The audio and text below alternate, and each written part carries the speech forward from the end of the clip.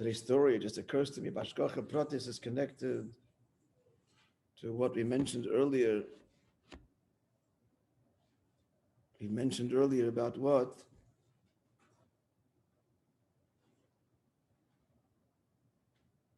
Did I mention the shaitel earlier? How? In Berlin. Yeah. So here is a story that's related, just as you'll see, related. So this is the first year of the Rebbe's Nasius.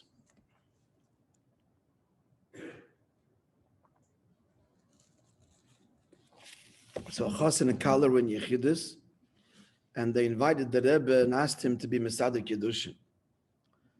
So the Rebbe asked, and this was in the early years, the condition was if the Kala will wear a shaitel.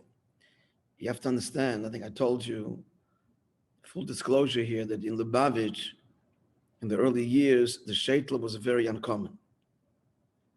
It didn't wear in Russia for whatever reasons, under communism, and even from women, the Lubavitcher women, didn't wear a shaitel. Here in Montreal, in the early years, there were tragedies, and they wrote, talked about the importance of the shaitel, which was lax, which was subsequently addressed, and nowadays, Baruch Hashem, hopefully it's no longer an issue.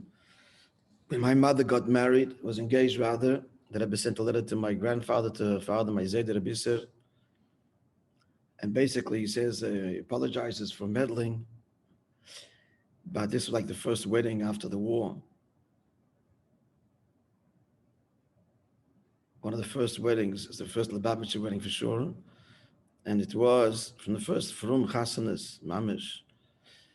So the Rebbe said that urged my mother to put in the shaitel, and how this will affect the entire community, set an example for others to follow, which is exactly what happened. Beautiful letter.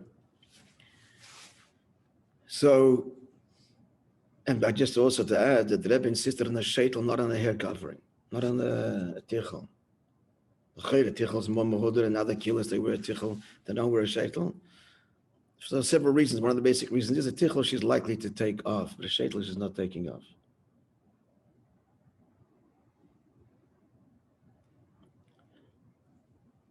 And other reasons as well. Why they push dafka shaitel in public, not that you shouldn't wear in the house, asking wear tichel, but in public she should go out with a shaitel dafka.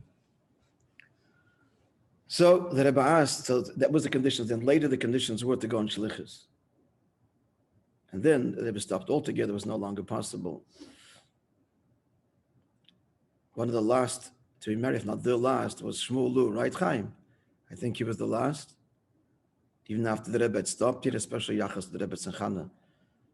We mentioned Shmuel Lu, his son, Yosef Yitzchak, Shever Refuah Shleima, Ben, I think Bracha something.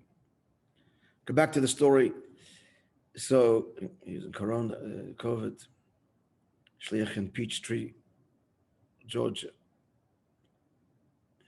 part of it, the greater Atlanta.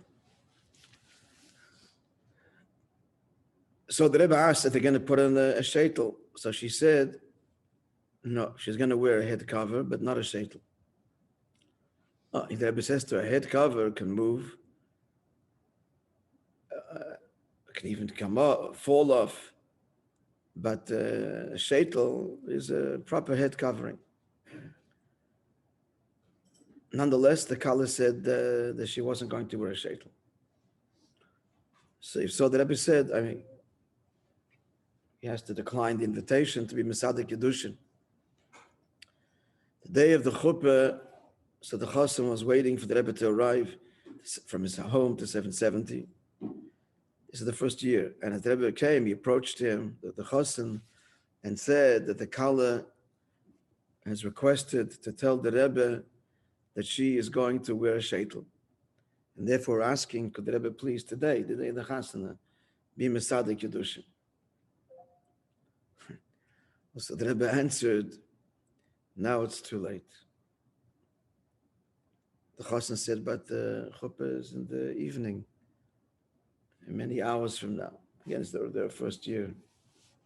So the Rebbe said, certainly you want not only that I should come, but also that which comes with me. And that's already too late. Meaning to say that Rebbeim need advance notice. And that's already too late. There's a similar story also about a chuppah with the last minute, and the Rebbe also said too late. He didn't say these words, he said the achon is required. You haven't given me enough time. Could be he's referring to this Indian. Have a wonderful day. Bracha v'atzlacha.